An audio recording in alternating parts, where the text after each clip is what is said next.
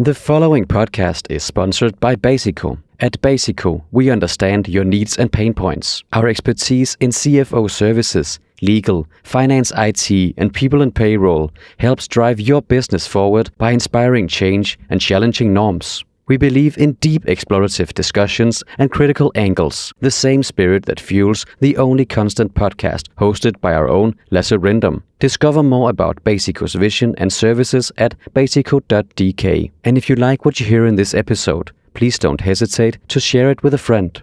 And now Lasse, take it away.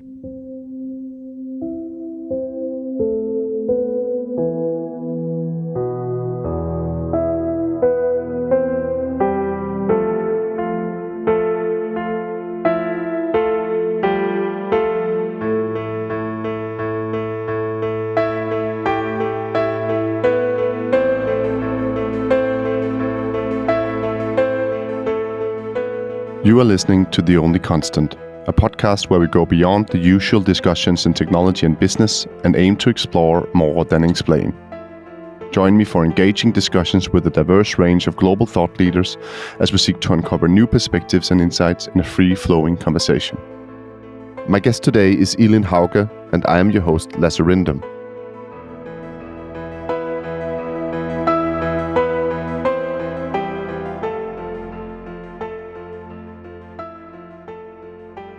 Hi, Elin, and welcome to The Only Constant. I'm super happy you're here with me today, and I've been looking forward to this episode for a very long time. And I'm also looking at you right now with I can't see it because you cover it up, but you told me you had a broken nose, right? And I think that's also an interesting small detail. But welcome, Elin. Well, thank you for inviting me. It was a good choice of day, right? Yes, I do have a broken nose. I also have a black eye, but it's very professionally covered by makeup, so you can't really see it very well, which my husband is really happy about because he's a bit worried about moving outside the house together with a wife with a broken nose and a black eye. But it wasn't his fault. It is because I'm doing full contact kickboxing for fun. So, and on Friday I was just a bit unlucky.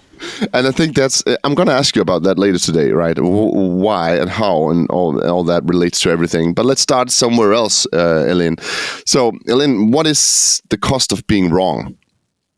Oh, yeah, the cost of being wrong. This is something I talk about a lot when I speak with and for leaders around the topic of AI.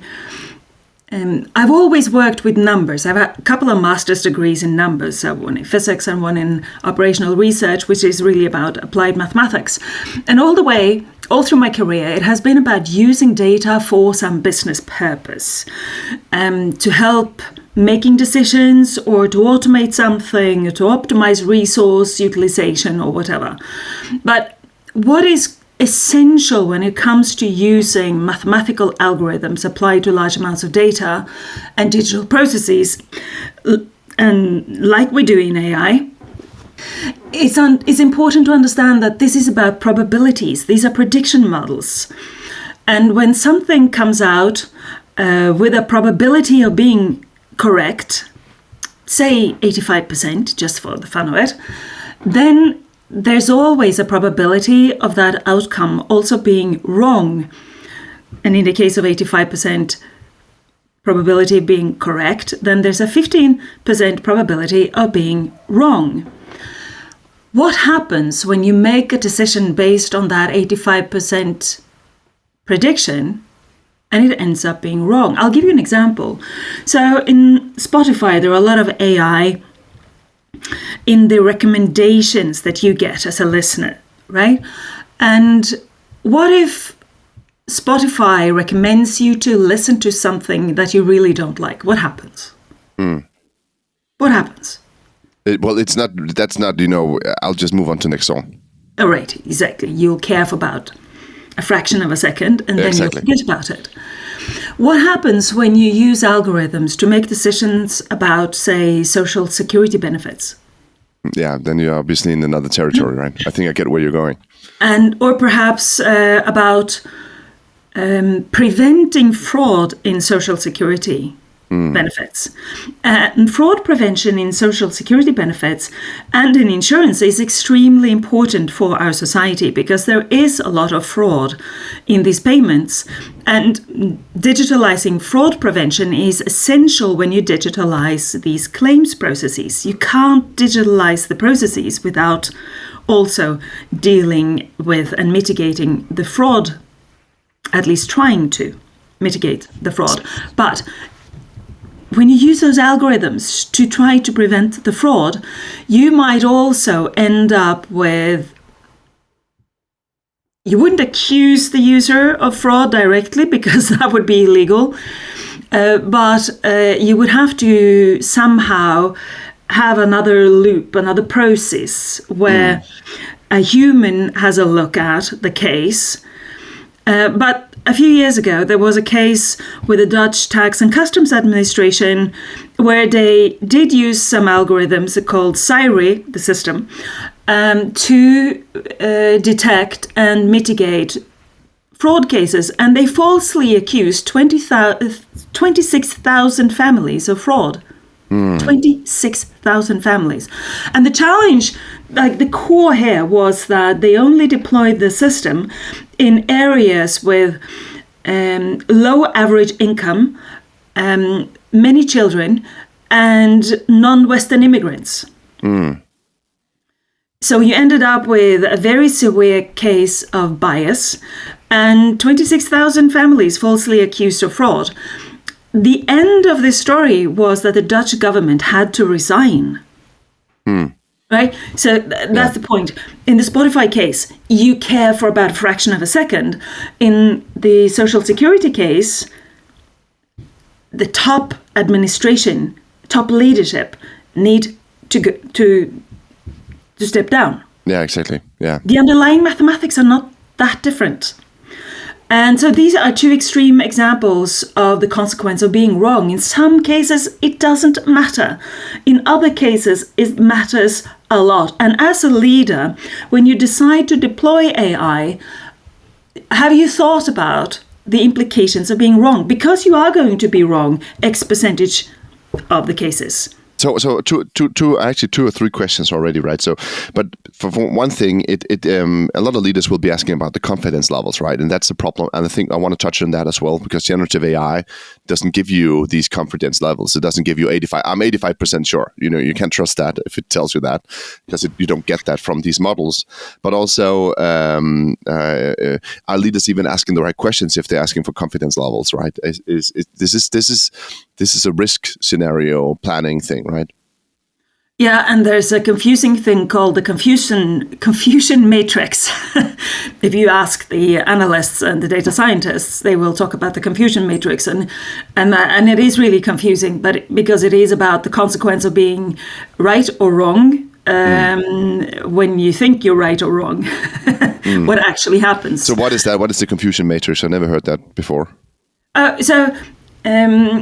You have all algorithms are based on a hypothesis of an outcome, and given that the outcome is either according to the hypothesis or against the hypothesis. So if the hypothesis is that the outcome should be X, but it ended up being Y, then that's the other hypothesis, or the contrarian hypothesis.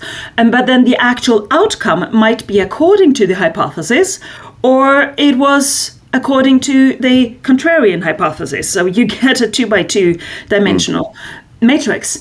And the big question is, in the cases where the outcome is according to your hypothesis, but in reality it wasn't, then there's a gap between what your outcome says that it should be and what actually happens.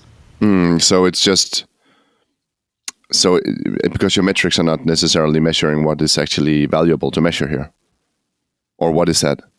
Because if the hypothesis is right and the outcome is also right, I don't. Yeah, but then you're fine. Okay. Because then your hypothesis was correct, and the outcome was according to your hypothesis, and you're good, right? So if you predict cancer and the patient has cancer, then you're on the right track. But if you predict cancer and the patient does not have cancer, then you end up treating the patient for cancer, and the treatment in itself might be a very serious procedure, right? And that means that you are actually giving a serious procedure to a person who doesn't actually need it. Yes, okay, the I cost get of that. that for the person. But then the other thing is, if you predict that this is not a case of cancer, but the patient actually has cancer, you will end up not treating a patient who has cancer. False negatives, false positives, right? Right? Exactly. That's the point. And if you predict that the patient doesn't have cancer and patient doesn't have cancer, then that's fine, right? Yeah, Then exactly. you're also on the right track. So the confusion matrix is about the false positives and the false negatives. What are the consequences of being wrong? And then, and this example is also interesting because there's a difference in cost between predicting that there isn't cancer and the patient actually has cancer, because the outcome is most likely that the patient will die. Or the other case of being wrong is the patient doesn't have cancer, but you still treat the person for cancer. That has a high cost because, first of all, the treatment is expensive, and the patient will endure something that wasn't necessary, but still the patient will most likely survive. Right? So what are the differences between these two mistakes in making a decision as well, right? And so understanding what are the consequences of making the wrong decision is important on a leadership level. Yeah, so you probably say that you would have to, evaluate both cases no matter what, actually, to some extent, right? Say, yeah, you do. You need to understand. Okay, so the system says you have cancer, but we will just have to do an extra check to be sure. This is that you don't have, but we'll have to do another check as well.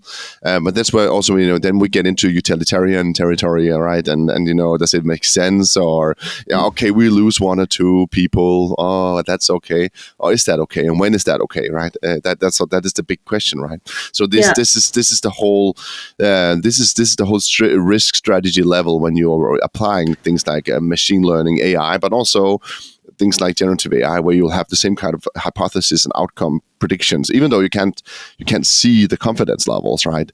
You'll still have the same challenges, the same confusion matrix, right? Yeah. So, but how important, how problematic is it from your point of view then, if you just add that layer to it, that we don't know the confidence levels for these generative AI? Is that even a problem for generative AI? If we're talking about generative AI, well, it depends very much on the use case. If you're using generative AI to write Christmas cards or a report of some kind, it might not matter that much. Okay, maybe you get some facts wrong, or you make some silly mistakes, and maybe you get a slap on your wrist for making like stupid mistakes. But implications for society might not be that severe. However, if you use it for, say, medical diagnostics, that's where you get into real trouble. But if you want to say, we want to use it, and then usually you'd say in typical AI case, you say, what are the confidence levels? So, right, is it 99.8% confidence? Then we can sort of also calculate how many people will probably be at risk of being false negative, false positive, diagnosed. But when we have a system like generative AI where we don't even have that, we don't have the confidence level, does that not imply, or does that not put a lot of constraints on the use cases, do you think? Well, it does. And also with generative AI, you have the issue of compounding errors. So say you have a confidence interval for the first part, but okay, let's go 2 steps back. The way generative AI works, say text-based, so LLMs, if you give them give it let's call it it, if you give it a complex task, it will have to divide that complex task into smaller tasks. That's what we somehow ended up calling thinking. It's not thinking, it's just processing part by part. That's the recursive loops that we have today in most reasoning models, as we call reasoning. Yeah, exactly. But then you have the compounding errors, so it makes some error in the first part, but then it takes the outcome of that, not as a confidence interval, but as the outcome, and then it brings that outcome into the next part, and then you have a confidence interval, unknown whatever it is, and then again it doesn't take the confidence interval, but it takes the outcome, so one part of it, not the entire interval, which means that you are compounding the errors. So throughout the process, you're just building a tower of errors potentially. Sometimes they balance each other out, but sometimes they just stack on top of each other, which means that for generative AI, you might, for a complex task, end up with something like way off. There are ways to try to mitigate this, but this is about the architecture, right, around the large language models, like the model itself, the mathematical description of the language. So the problem is that these models are not really in touch with anything physical in the outcome. So they don't really, from the confusion matrix back again, they don't know the outcome. So they just say, this was right, this was wrong, but it's actually always right. To some extent, its own response is always right to move on to the next phase. So it might say that, no, but this is wrong. It can say that, but then it will evaluate that as being right in its own, and that there's nothing there to sort of check it against the physical real world. Then you can obviously look up more data all the time. But what if data is ambiguous, right? And in text, that is what happens. There's a reason why coding languages are very structured, just like legal language, legalese. It's very structured. It's to remove ambiguity. But even data and tables can be ambiguous as well. You can have two tables for the same thing, but with different data. The ambiguity is everywhere, right? Yeah, and it just gets so much more complicated with language models. So so some of the implications here is that when people need to look at this from a strategic level, where do we want to apply AI? We need to look at this confusion matrix. That's what you're saying as well, and see, does it make sense to do here? And for generative AI, we have to sort of understand that you don't even get to know how much the fault line could be. You have to be even more careful there. Is that essentially what you're saying? Because everyone right now is putting AI into work everywhere, right? So you have the compounding error, but putting that aside, you still have the challenge of not knowing the probabilities of your confusion matrix, right? Yeah, exactly. And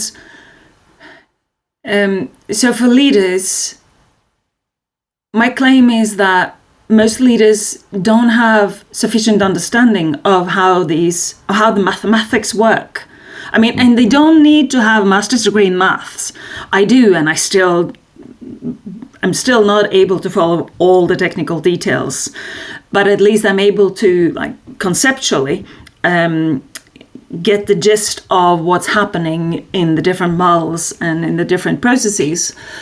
But when you don't have that, how on earth can you make strategic decisions about how to adopt AI into your work processes? It's like you're making strategic decisions about something where you have no clue how it works. And that is pretty silly, isn't it, if you look at it from a meta perspective? And still, that's what we're doing right now. But we do that in everything, right? So if we always start doing things, we take decisions, right? If we needed to do it the other way around, we would never get to a decision, right? As well, sometimes you need to move at speed. And I also want to get to a little bit on that, Elin. So right now we have a discussion about the problems and why we can't use it. But you are still, you're a technologist and you're a strategist, and I bet you didn't get to where you are, but just saying that don't use technology in your business processes. So no. So how do we do this pragmatically as well? How do we move forward with this? Okay, so throughout my entire career, and I started working in the insurance industry for a decade, and then I moved on to the IT and consulting industry. It has always been about using the data that are there, whether it's on the internet or inside the walls of the company, for something useful, right? And there are so many useful things we can do with data and maths, advanced analytics, AI, call the cat whatever you want, but there's so much we can do. And when I worked in the insurance industry, the saying was that unless data are structured, we cannot use them for analytical purposes. That disqualified text and partly also images at that time.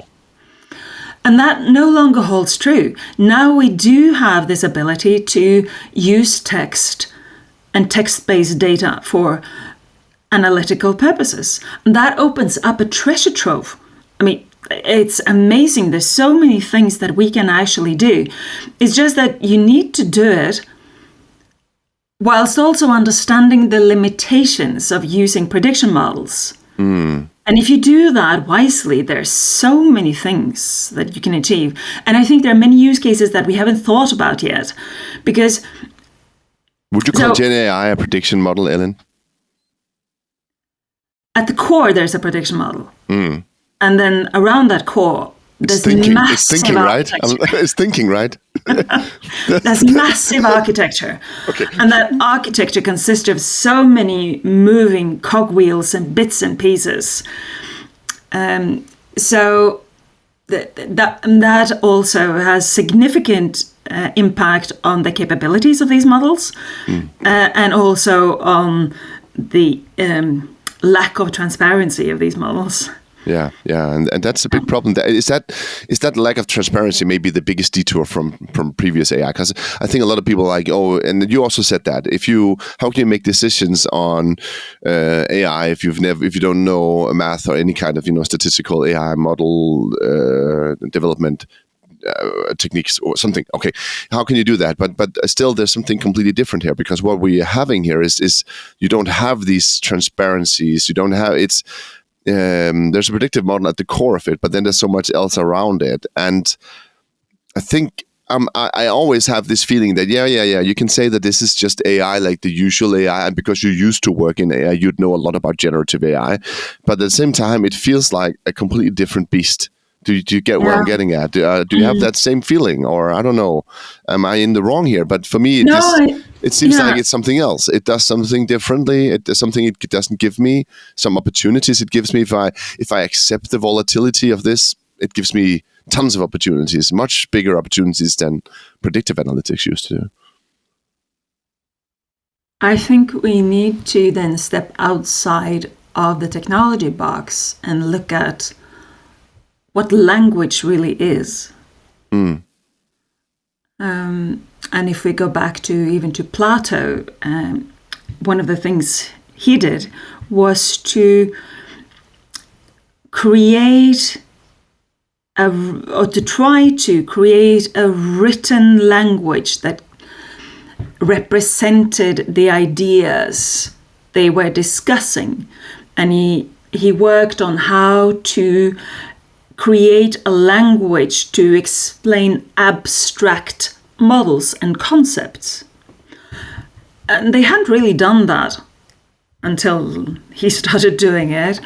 We did a written language, but what he tried to do was to create a way of writing down the abstract models. Analytical concepts, ideal types, Weber would call it, right?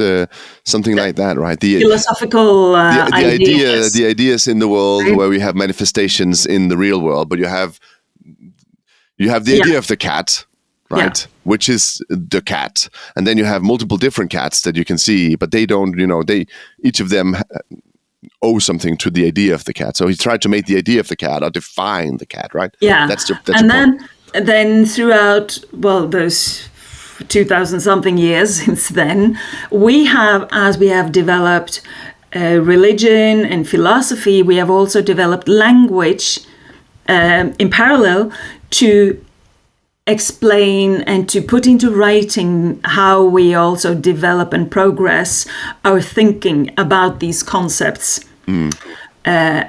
And God has been a central object of this development. But today, if we look at one of the core challenges of generative AI, is that we as humans struggle to understand that we can mathematically model language. And that we actually have machines that can replicate human language. But the thing is that they can replicate human language, but they don't, or the machines don't have any conceptual understanding of the cat versus the word cat.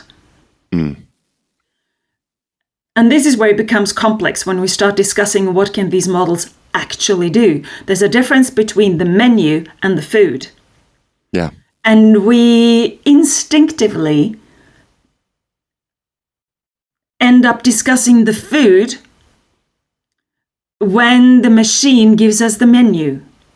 And then we disconnect from the fact that the machine is still only able to discuss the menu. Someone wrote on LinkedIn yesterday, I think, that I can't remember who, which annoys me because I would like to just quote it, but that, AI, like a dog, it understands that you're wiggling your keys, and that means that, I can go for a walk. But it doesn't understand why wiggling your keys means that now you will go for a walk, and it doesn't at all understand what the keys are all about. So it doesn't have a sense of the substance behind the words.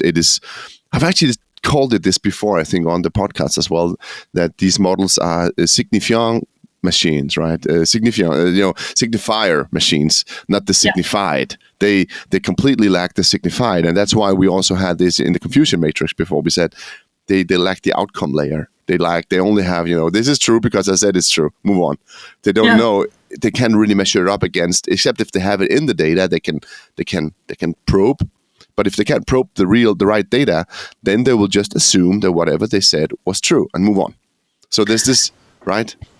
The real world. The real world is the problem in generative AI, right? In AI. Yeah, actually. So I actually feel very related to these models right now because I have the same feeling. I'm not at fault. I have no problems. The real world is just, if only there wasn't a world, I would be perfectly happy, Elin. No problems. But then there's also something that I find a bit problematic. I see in many contexts, these machines are mentioned as text extrusion machines. And I think that's a limiting way of thinking about them as well, because it's not just about the words that are connected in different ways because they have different meaning in different contexts. And like when you talk about love and husband and conflict and marriage, there are also words in there that might work for like a professional context, such as conflict, the same words, but they connect in different, say, word clouds, to put it in a very naive way. But it's not just about the words, because when processing all these words that are out there, written in a sequence to explain abstract concepts about everything from how cars work to how to create food out of that menu to explaining extreme weather, like we were discussing earlier this morning about the storms in the Nordics. Yeah, there's just been a storm in the Nordics. Yeah, exactly. So in the weekend. Right. So there's more than just words connected. There's also ideas and parts of meaning hidden in all this text out there. And when these machines learn from all this text, they also learn about these concepts and how these meanings are connected. And that's why there's so much more to these language models than just text extrusion. And this is also where we find a lot of valuable use cases. And again, that's also where we find the disconnect from the world. This is the difficult thing, right? Because they don't connect to the world, but they still, represent. The problem is, I think, in essence, that we as humans, we conjure worlds with our words. We do that. That's how we operate in societies. I also said earlier that generative AI is sort of like a hack on civilization, a hack on society, because our societies and our civilizations are bound by words, right?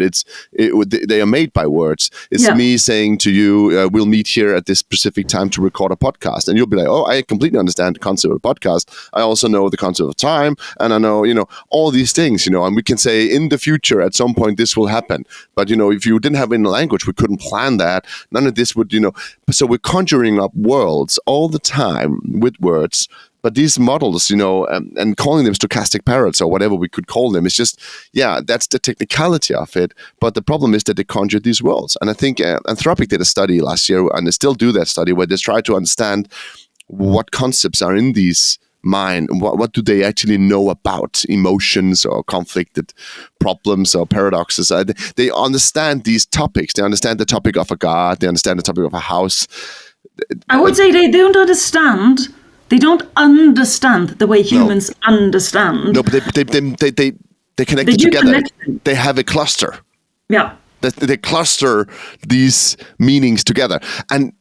But I think what you said earlier, that it's really important that people don't understand that words are actually also structured. I think there was a study. I can't remember the name of it, but if you take the most used word in English or any language, then the second most used word will appear half as many times as the most used word, and the third most used word will appear half as many times as the second most, and so on and so on. So it's inverse exponential, right? So it moves the other, and every language is structured that way, which is the weird thing. This is kind of a mystery. Even linear B, that we don't even know what says. We can see the words, but we can see the words appear, or the signs for the words appear. We don't know what it says, but we can see that it's structured in the same way. So language is very, very mathematical, right? And that's why these models excel this way, right? But I just think that this conjuring of worlds, I think that's where the superpower is, but also where the dangers are. And I think a lot of people are overestimating, saying that it's just doing what we're doing. No, but the thing that we're doing that it isn't currently is being physically present here, right? Or am I even physically? There's just some limits here. You see, I'm also delimited, right, Elin? Yeah. I'm talking a lot right now. Just interrupt me, say something. It's a podcast, after all. You should be talking. Yeah, exactly. Other things wouldn't come across very well. But my mind is just moving on right now, but the problem is I'm also, they are right, these models are limited by things. So the key difference maybe, and now I'm going to stop in a second, is that I am not knowledgeable about everything, or I don't have everything in my head, and I don't have every experience either. So I am sort of limited in my physical world. What I know, what I can touch, what I understand, what I can see is definitely not true. But also in my language understanding of the world. These models are sort of unlimited in their language clustering of the world, right? I agree. But they are completely limited in the physical contact to the world. Completely, 100% almost limited today. Maybe that will change. But maybe that is the big difference, and the reason why we can't anthropomorphize these models the same way, because we're completely different things. We are different, yeah. And I think we would benefit much more from just acknowledging how fascinatingly good these models are from a language perspective. But also their limitations, as you say, in the connection or disconnect from the physical world. If you could just acknowledge that, I think there are so many cases where these technologies could be really, really useful. But it's just we need to deploy them where they actually create value in a safe way, a responsible way, and not just continue overhype it as the solution to everything, because it's not the solution to everything. And it also brings a whole lot of challenges. But if you could just focus on the value, and as an analyst by heart, having mathematical access to text is amazing. Yeah, it is. All the things we can analyze with that, the only problem is, right, that how do we get more productive if there's a human on it? We have to have a human in the loop all the time, right? That's also what we said, to sort of say what is now physically or what is real, right? If you have to have that check. But I think that's where we need to just get into, design thinking. But right? I hear this discussion around productivity so many places, and you have to increase productivity. I'm like, well, what if you reduce waste instead? And I mean, waste in terms of humans wasting time on stuff. So we're so focused on increasing productivity. What if we think of these technologies as an opportunity to improve what we do and to do things we haven't been able to do before, maybe in smarter and faster ways? And some of it will most definitely increase productivity. But chasing productivity alone, I think, is the wrong path. Then there are so many other things we should look at first. One such thing is digital maturity, or what kind of tasks do we actually request people to do? So I'm Norwegian. We're one of the most, together with Denmark and Estonia and Sweden and Finland, we're some of the most digitalized countries on this planet. Yeah, I think we always beat you to it, right? A little bit. Probably do. It doesn't really matter that much, but when I travel across Europe, even just to England or Ireland, and I land at the airport, I'm like, why the heck do they have all these people standing around doing these things? Right? And I move through London and I see why are there people doing that? Why do they do it that way? Why haven't they just deployed some solution to automate that in a smarter way? Because I know it's possible. We've already done it. Even just things like checkbooks. I know we are not using checkbooks in Europe anymore. However, when I moved to Warwick University in 2003, I had not seen a checkbook back home in Norway for many years. When I moved to England in 2003, I needed to have a checkbook because that was the way to do payments. Yes, I did get a card, but they also have faxes in Germany, right? And last summer I went to Japan, we were at a restaurant, and she didn't even have a point of sale system or anything like that. She was typing on a calculator what we've ordered, and we have to pay physically in cash. And this was in the middle of Kyoto, I think. And it's not a small city. It's not like I can understand if it was like in a mountain village. This was, in Kyoto, right? And I also saw a place where there was a guy just sitting in the heat doing nothing. There was no people. It's a tourist area, but there was no tourist. He was just sitting there sweating in a uniform, and there's no reason for him to be there. The inefficiencies, they're so grandiose. And you think of Japan as, high tech, very high tech, but really it's high tech in some areas, weird games and entertainment, and then super non-high tech in other areas. And it made me wonder if it's cultural as well. Some things we expect to be physical. We want that as part of the way we meet each other, and also, the whole data. The reason why we're so digitalized in the Nordics is also because we don't care about our data. Basically, we don't really care. We give it away, and it's like, fine, just use it. What are you going to do with it anyway? That you can't already do. But in Germany, where they've had Stasi and all that in Eastern Germany, they are super paranoid about their data, which makes sense, right? But we forget that sometimes, right?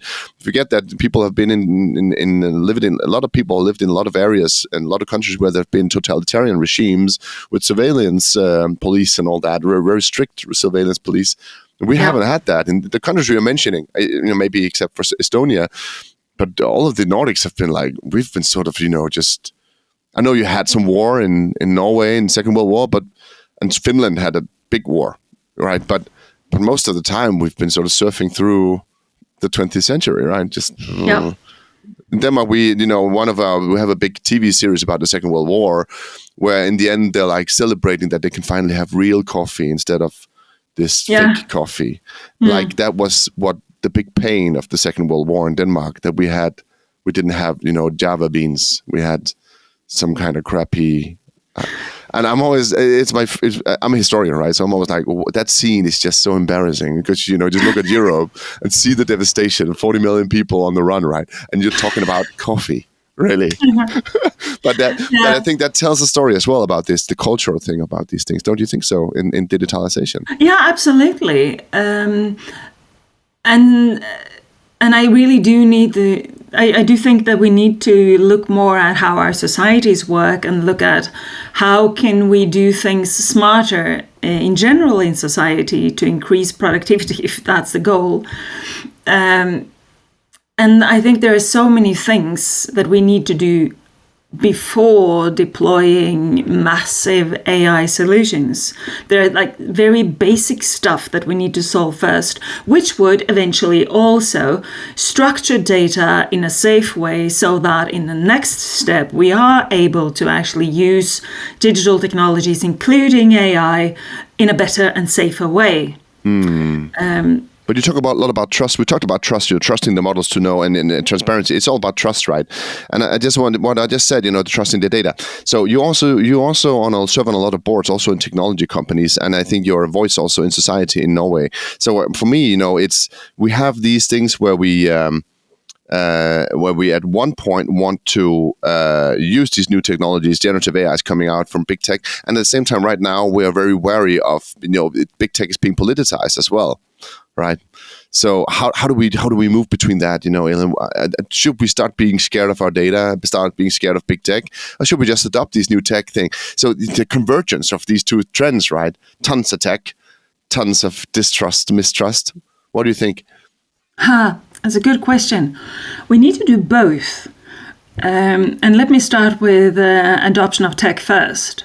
Because if we do not at least test technologies and get somehow acquainted with how they work, we become blind to both the opportunities and the challenges. Right? So we cannot just ignore it and say, well, I can't be bothered, or I'm not going to try it because I don't trust it. So we do need to learn how they work and adopt them where suitable, and have a continuous development, but maybe not jump on every train. But then back to how should we deal with our data? Well, for now, we're extremely naive. You mentioned Scandinavians and Norwegians being very naive because we've had the luxury to trust our government. A lot of Europe do not trust their governments. But still, I would claim that they share information on an individual level beyond what they really understand. And I think this isn't just a Norwegian or Scandinavian challenge. This is a global challenge that we as individuals need to understand more and be more conscious about what kind of data we share about ourselves and where we share it. Because these data are obviously being collected and they're being used about us, against us, for us. I mean, there are many cases where it's to our benefit to share these data, but being conscious about where we share them and why we share them is important. In Europe, we have GDPR, which is helping us on that path, but a lot of companies don't really comply completely, or they are American companies and they couldn't be bothered, even if they are somehow fined or blocked from being in Europe, but they will just try to fix it and then be back. But on a general level, we are just too naive about how much we share where, and we just click, yes, I accept, or I consent. Without really thinking about what am I sharing now, what am I consenting to. And it wouldn't be a big problem if we could have a guarantee that our democracies would not change, again, from a Nordic perspective, because our democracies, they are peaceful, they're democratic, the processes, the election processes work, we are reasonably safe. But there's so much going on in this world right now, and there are players outside that safe haven. Democracy requires more than just democratic system, right? It requires also pluralistic society and being able to talk to each other, right? And not using data against each other, right? To some extent, yeah. That's your point, right? Yeah. So we cannot trust that things will not change, and that players, even if they are close to us in our own countries, will not use these data to benefit themselves. And that's a challenge, right? It's not necessarily because they want to harm me, but they want to benefit from it.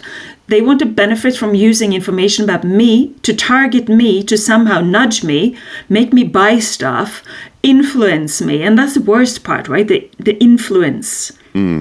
How do they control my behaviors, my thinking? And you also buy a politician, don't you? When you vote for him, you place your bets on a politician. It's the same thing, right? You purchase a politician, if you want to put it in that word. Yeah. And then you mix technology and politics, and that's a dangerous terrain. And that's where we really need to take care of our data and know to the extent possible, know what happens with our data. And cybersecurity, of course, and cyber threats is a big part of this as well. And that goes beyond what might happen to nudge me to buy stuff or influence me or whatever. That's about really abusing me and my information to steal something from me. But isn't it just becoming too complex, right? The system is just too complex for me to know. So when I'm saying yes, I have no clue what I'm saying yes to. How should I know, right? No, and it it's the is same thing complex. when you say we have an AI evaluating whether this or that person has cancer or not. That's also extremely complex. And then you could say, "Oh, Elin, please verify the AI's outcomes." And like, well, it looks good, fine. Are we asking too many questions of each other in this new digital world? I think we're not asking enough questions. And I agree that the example you mentioned, that's complex. It's difficult to ask those questions. But do you read the 500-page EULAs you get every time you sign up for a digital tool? No, of course I don't. But I try to avoid social media. I'm not completely, but to a large extent. And I reject cookies. I do too. All of them. Even those with nuts and chocolate, just nice cookies. Anyway, I'm joking. Yes. Yes, Period. I also, when I use generative AI tools, I always tell them, do not share my data. And these are simple things, and still people don't do it, right? So let's start at least there to make sure that we protect what is easily protected. The first things, because these are important. And how do you go about this from a strategic level for companies, right? How do you approach this when you're on the boards of these companies? I don't know how many companies are you on the board of. You're quite a lot, right? How is that? Right now, about 5. Okay, yeah. But how do you approach these questions? Do you even talk about this? Exit strategies, big tech, privacy, data, security. You must talk about it because it's technology companies as well, right? Yeah, we do talk about them, but the conversations have different qualities, different nuances in each of these companies. In one of the companies, more about medtech, it's about how do we make sure that we protect the data according to what our users and the authorities expect from us. In an industrial company, it's about how do we protect ourselves from attacks, cyber attacks. We're good at physical protection. How are we doing on the digital protection? Because attacks, like digital attacks, cyber attacks, might turn out to be more costly than physical damage. Yeah. Whether it's a fire or a storm or water or whatever it is, the cyber attack might be 3 times as expensive, just to give a number. There's also, the IP, right? The ideas. If you steal the ideas of a company, you can rebuild the buildings, but if the ideas are stolen, someone else can do it just faster than you or better than you, right? And in all of these situations, it's about raising awareness.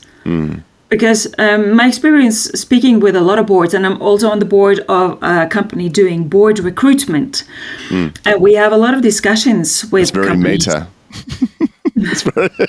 You're on a board of boards. Yes, exactly. But they are these discussions around what competence do you have around the board table. These are important because board recruitment, at least in Norway, and I would assume it's quite similar in Denmark too, 80% approximately of the recruitment to the board positions are done through your network. The question is, who do we know? However, with the current landscape, so geopolitics, tariffs, trade wars, actual wars, or cybersecurity challenges, AI, the question should be, what do we need? Not who do we know? And then when the question is, who do we need and what do we need? That's where you need to start bringing in the competence on all of these other new topics that in most cases the boards haven't actually discussed into very much detail earlier on. And cybersecurity and AI are a couple of these. And that's very much about risk understanding, right? That's the legal responsibility of the board is to a large extent risk management. It's a strategic role, of course, too, to be able to see the opportunities, but it's very much about risk management. But that's also, I think, our conversation has been very, very focused on risk management. Of course, we're saying you have to work on these things, right? But there's risk, and we're sort of delimiting both, the big global, big tech risk and the data risk, and we're the risk in this models and the confusion matrix and all that. It's like, it seems like it very much seems like, at least, that this is easy messaging to say, yeah, AI will fix your world, but the real world integration is a little bit more complex than that, right, Elin? Yeah, all these nuances. Things are not black and white. And there are rocks, sometimes mountains that you need to overcome, hurdles of all kinds. And if you're going to deploy digital technologies, it's about understanding where these hurdles are and solve them in a responsible and wise way. And there are so many people out there talking about how great these technologies are for our societies and our businesses, right? I don't need to do that. Well, I do that. That's part of my role as a keynote speaker. I have to talk about the opportunities as well, because they're most definitely there. And that's my nature. I've always worked with the use of data for something useful. Yeah.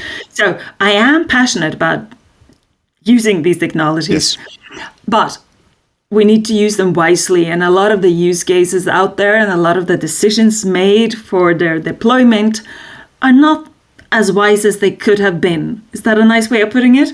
Yeah, but it is. I think I've said it before, and it's one of my.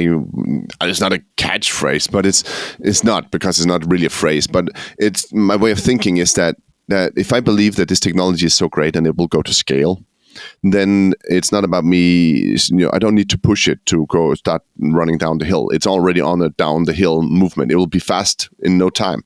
What I need to do is I need to be very aware of what will happen when it's at top speed.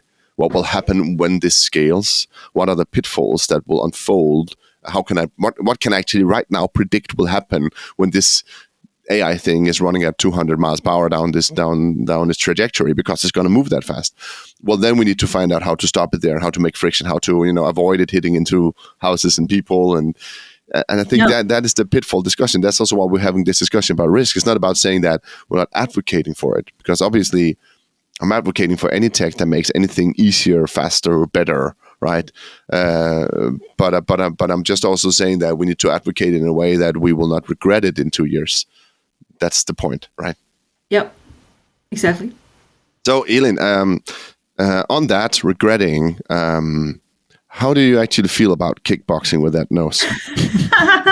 No, I want to ask you, how does kickboxing really translate into a holistic perspective on tech adoption and change? That's actually my question. But I have to tell you a funny story first. Yes. So there's a broken nose. This happened on Friday. And I've done this for more than 10 years. There are only a few injuries. And I mean, in this sport, I mean, if you do football there or handball, there are more injuries. Do you go to kickboxing after a bad board meeting? Is that what you do? Just go out and sometimes? Yeah. Okay. Just go kick the shit out of someone. Yeah, that works. So on Friday, well, yes, I did get a broken nose out of that sparring session and a black eye, and it could have been much worse. It will be fixed, and it's not very painful, so I'm doing fine. But when I went to the emergency room immediately after it happened, just to see if they wanted to do something immediately or I had to wait. Of course, I had to wait. But I was sitting there with quite a young doctor, like maybe beginning of his 30s. He asked me some questions, and then he called ear, nose, throat specialist, and he gave all of my details. And he said, woman, 48 years, this happened. I'm like, who the fuck are you talking about? Woman, 48? Oh, that's me. Yeah. I was like, what? And I think he probably thought, woman 48, why the heck are you doing this? Full contact kickboxing. Right, yeah. Well, so I think to the story, I also need to add that I'm one of the trainers in the club. So I do not compete, but the guys I practice with do compete. So the level is a competition level. But I like to always connect these things and say there's a connection between who you are in that regard and who you are on the board and when you do keynote speaking and when you I like to think holistically about the person, right? Are you because I had and I've mentioned this on so many episodes. Also, the last one I mentioned that Carl Friston said he had to bungee jump where it's safe, right, instead of just jumping off cliffs. But you seem to be on the opposite track, saying like, oh, let's just go kick the ass out of people for real. Yeah. So when I introduce myself, I say I punch first. Okay. Then I ask questions. Yeah. So should we do that? Should we do that, in technology as well? Should we just punch first? Let's see what happens. We just take the blows, refocus, and continue to grind? Yeah. That's also another version. Doesn't really rhyme with what we just talked about, right? You talked about the risk and knowing what could happen, and then Elin is just... Yeah, but that's a good point. You need to protect yourself from the risk, but the risk is there. Just like my nose, I knew the risk was there. I still did it. It doesn't happen very often. Sometimes it happens. But then you continue, right? But it's about focus. It's about... and that's really interesting, actually. One of the things we teach the new members... The young ones coming in, maybe they haven't done this before. The first thing is to teach them how to protect themselves. Understand the risk. Yeah. Step 1. We do not allow you to go into sparring unless you're able to, or until you're able to protect yourself. Right? Maybe that's a good lesson for board meetings. Do not go into the tech adoption unless you understand the risks. Unless you're willing to get the broken nose. Yeah. Then you can go on. The risks are still there. The risks are still there, but you know how to deal with them. So do you expect your husband afterwards to be comforting you when you have a broken nose? No, he does this board too, and so does the kid. So it's all like, oh, you got a broken nose. Pity. It doesn't look too bad. So it's sort of the same. Okay, so good. But I think that was a great answer, actually. Know how to defend yourself before you go in full contact, right? That's the point. That was actually a good point as well. Elin, what would you wish that people spoke more about in technology and business in general? Except for what we just spoke about. Is something you really think... Risk. Yeah, except for risk. But something we just, you really want to put focus on when you're keynoting as well. Being pragmatic. So being pragmatic about the opportunities. Don't buy the snake oil. Be pragmatic. And be pragmatic about adoption. Things are not going to happen the way you want them to happen just because you say they're going to happen. You actually need to get your team with you. You need to get the organization to adopt.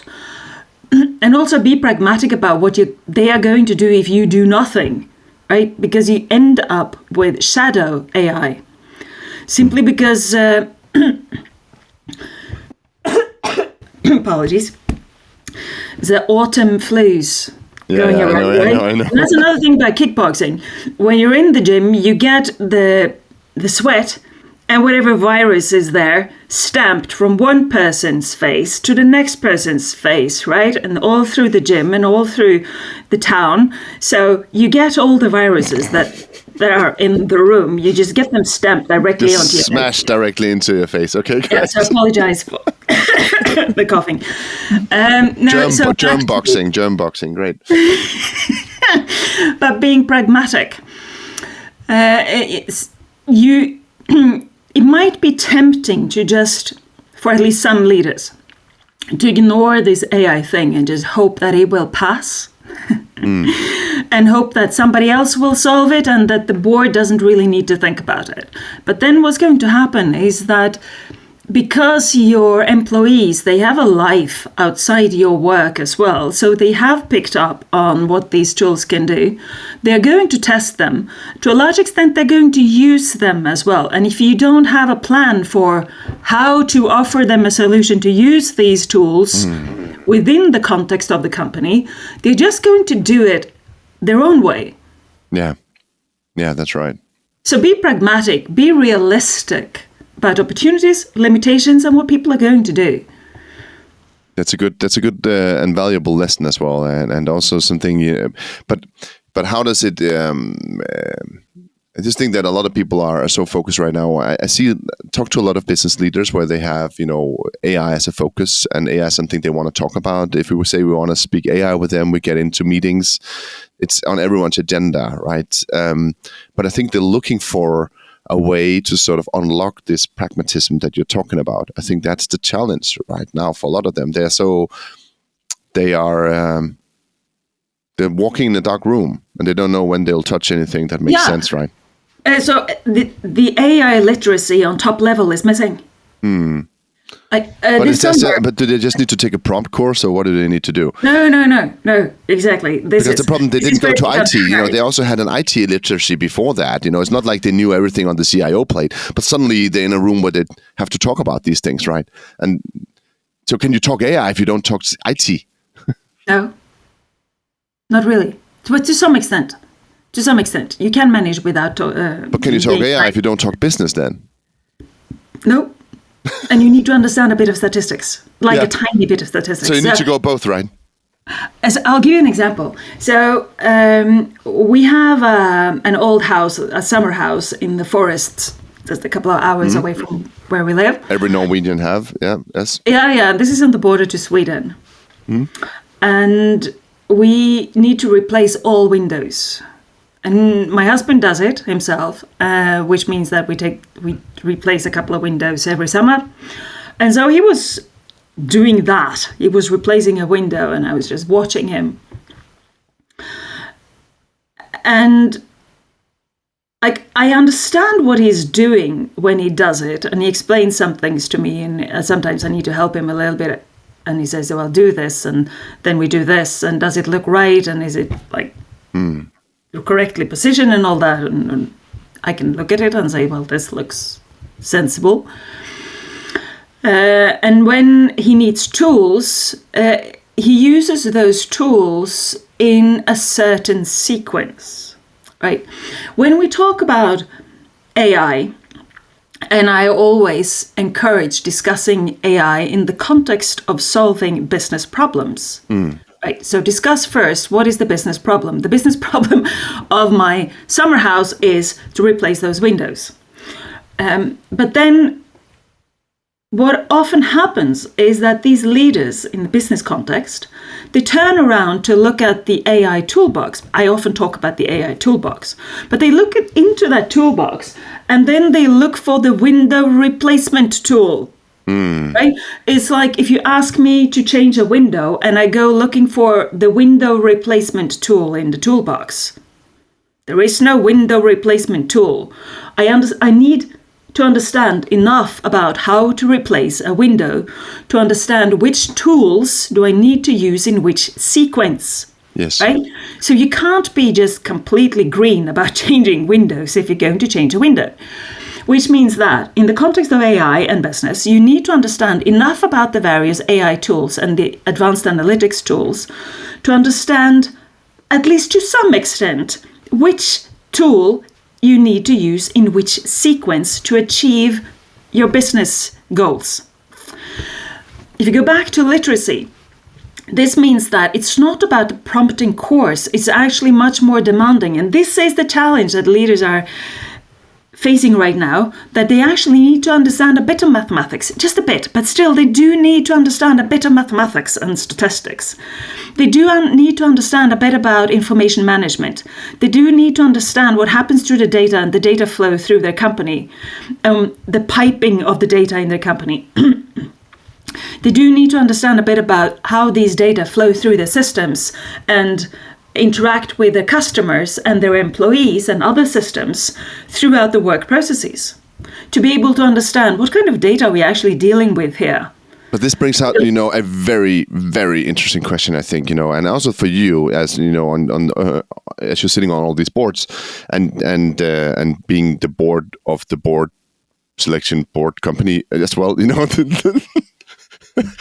Anyway, is that, I was just, because I was writing a note when you talked, is this a generational issue? I was saying, is this, that we don't know tech, we don't know business, so people don't know either or, that maybe in the future, new generations will understand both business and tech because they grew up natively in the digital world more than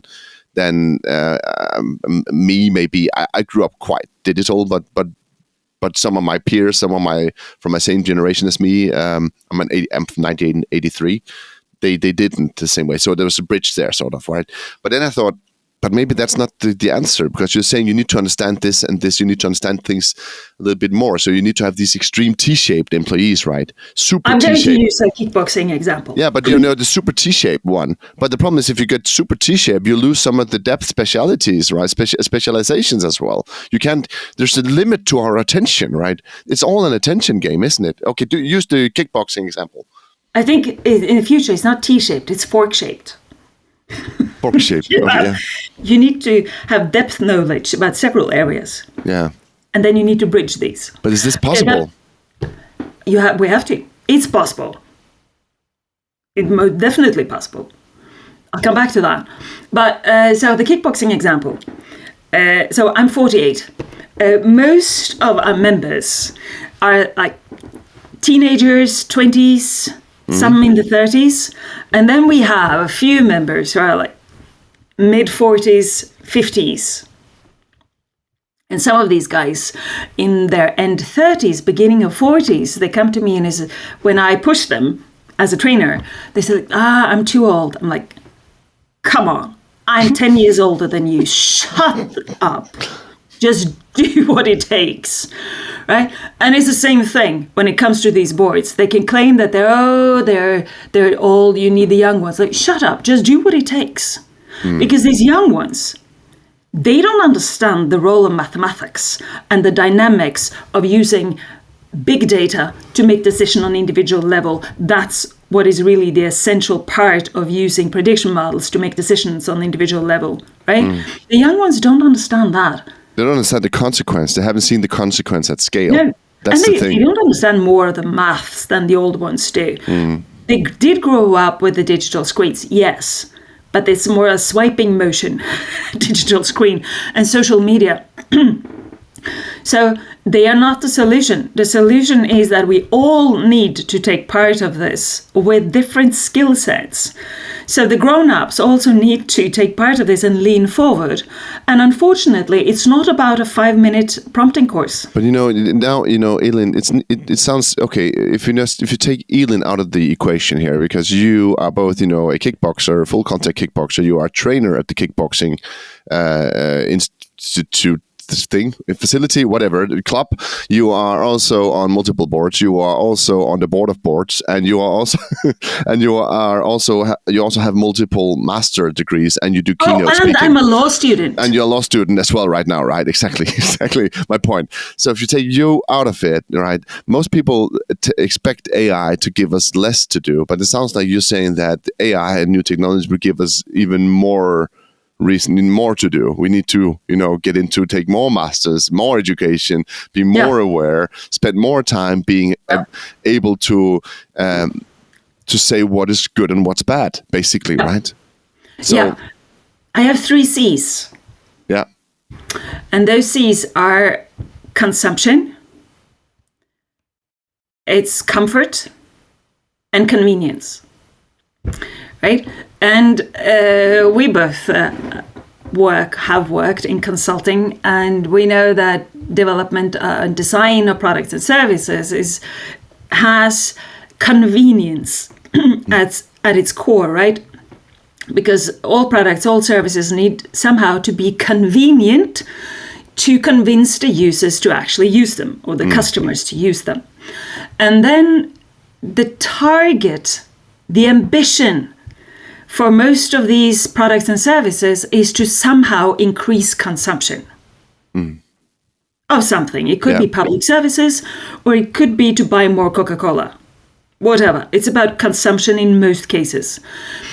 And then it's also about comfort, because people tend to choose what's comfortable. Now, if you turn it around and look at the individual, we tend to choose convenience just because from the birth of humans, we have tried to save energy and do as little as possible, as often as possible.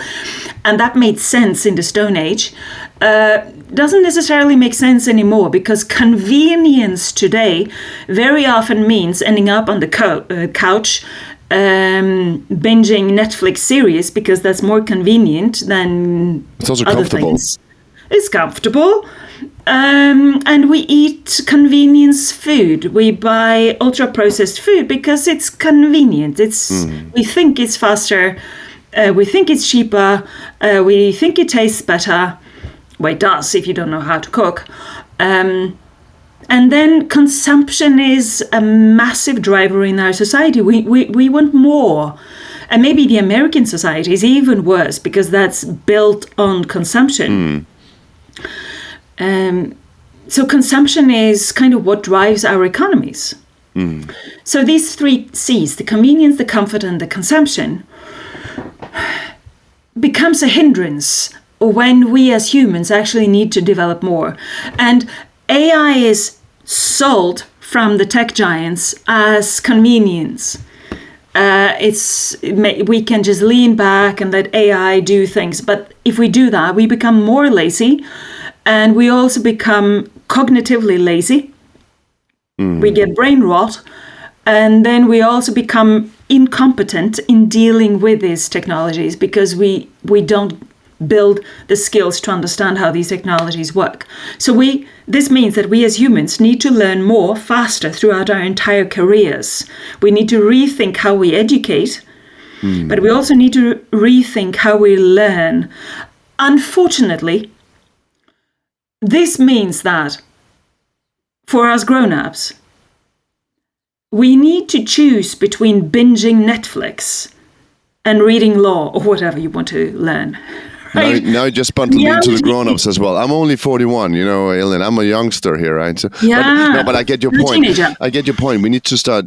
I think, but I think that that's just an uncomfortable truth here, right? That when we become, when we suddenly have the ability of gods or whatever, right? We also have the responsibility of gods, so we need to know everything. You need to cater to everything, right? So we need. While we spoke, I just wrote down 3 new C's, right? So we need to concentrate, right? Spend time concentrating on things that are hard. We need to combine the things that we understand to understand, bridge between different domains. And we need to do that so that we can control our environments and everything we're working with. There you go. 3 new C's. Very good. They were good, right? They were good. Yeah. I'll give you 2 other things, but they're not C's. Oh, then it doesn't work. Can't do it. Oh, bugger. Next time. Next time, no, give it to me. Are they D's then? No, there's a C and a D. Ah, that's a good one. Oh yeah. The first one is courage, and the other one is discipline. Yeah, of course you'd say And courage discipline. Of course is you'd say about to discipline. do the right thing, even when it comes at a personal price. It's not about not being afraid.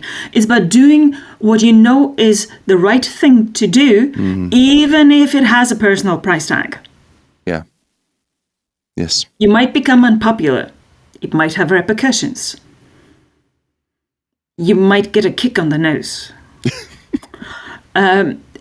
Discipline is about doing what it takes, even when it comes at a personal price of doing it.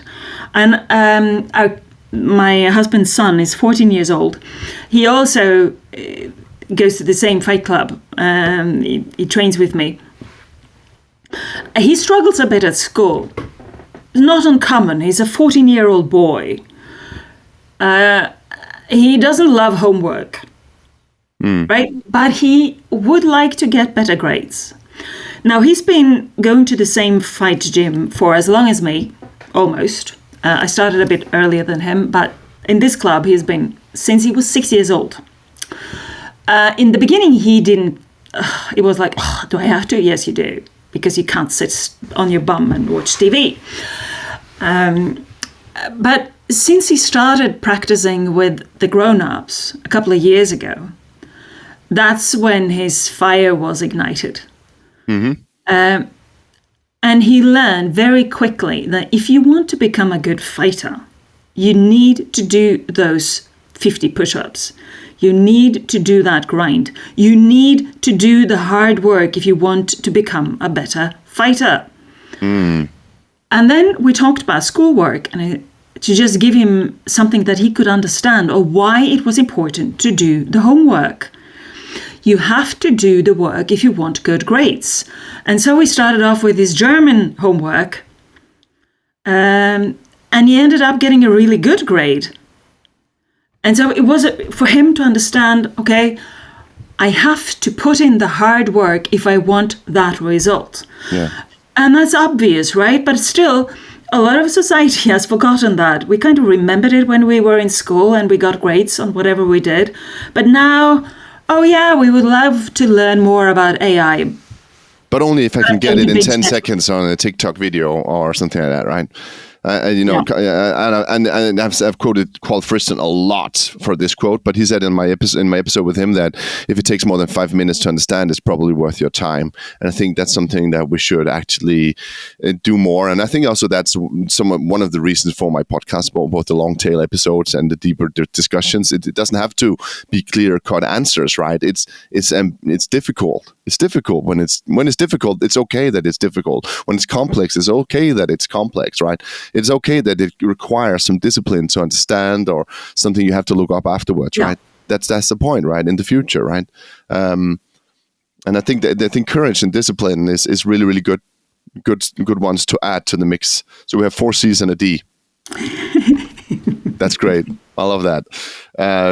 Elin, I think this has been a really, really great conversation. I really think it's unfolded very neatly. I think we've been able to sort of move forward and then come back all the time. There's been sort of these loops in it, and I really love that. I think that means this has been a really, really great conversation.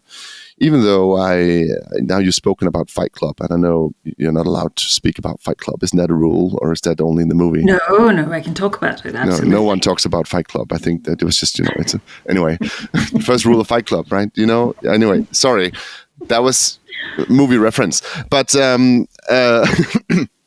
Elin, I have one last question for you, which I know you've prepared for all weekend with your broken nose just lying there in the couch and feeling sorry for yourself. I don't think you have been. I didn't. I studied law. So I have one final question for you, and I hope you're ready for it. Shoot. So, Elin, what is the only constant? Freedom. Oh, but you wanted a longer answer. Okay, here it comes. My father was a prisoner of war during Second World War. He was in Sachsenhausen for 2.5 years. Obviously, he survived. But he was a broken person after that. He died when I was quite young. But there were a couple of things that I learned from him. And one was that we can't have real peace without freedom. And he was also the one to teach me the value of courage, to stand up for what you believe is right, even when it comes at a personal price. Today, with everything that is happening around technology, geopolitics, we have wars going on. There's always a war going on somewhere. The need to take care of our freedom is as important as it has ever been. And it's easy to forget for us young Scandinavians, right? We're still young, Lasse. We haven't experienced war. We haven't experienced having our freedom limited. But it is as important as ever to preserve it and to do everything we can every day to preserve freedom, to work against everything that can somehow limit our freedom. And that is also important when we talk about technology and artificial intelligence. And that's also perhaps why I'm so focused on the risk, because I, as an individual, do not want to end up in a situation where somebody else controls me with technology. That's a great answer, Elin. And I think tying it all down to freedom and pulling it back that way is brilliant. And it's a brilliant recap of a lot of the themes we've spoken about on this episode as well. But it also made me think, that now I mentioned how easy the Second World War has been for most Scandinavians. Well, apparently not for your dad. And I'm sorry about that. But it may be also there might also be a small clue to why Elin Hauge does not rest on the laurels of her achievements, or does not rest on in convenience or comfort with a broken nose, or ask for anyone to comfort her, but just keeps on bashing, reading law, preparing for podcasts, even though she's broken everywhere. So, but that's a fighter spirit, Elin, isn't it? As a fighter spirit, sometimes it brings you into uncomfortable situations, but all in all, it's worth it. Thank you so much for this brilliant conversation. I've loved having you on, and I love that you joined me. Thank you. Thank you for listening. If you liked this episode, share it with a friend or a colleague.